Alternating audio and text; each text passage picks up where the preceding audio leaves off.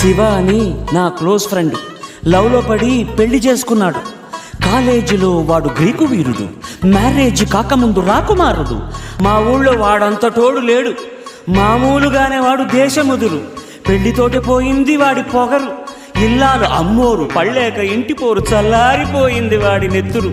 ఒక్క పూట కూడా ఉండదనుకుంటా, కస్సుమనకుండా బుర్ర తినకుండా, వాడిని తిట్టు తిట్టకుండా వెంట పడి తరుముతూనే ఉంటదంట వీధి వెంట.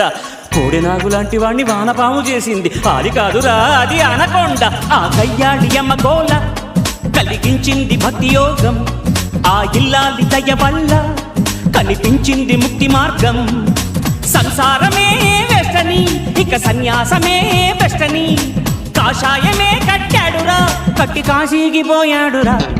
Don't marry, be happy, oh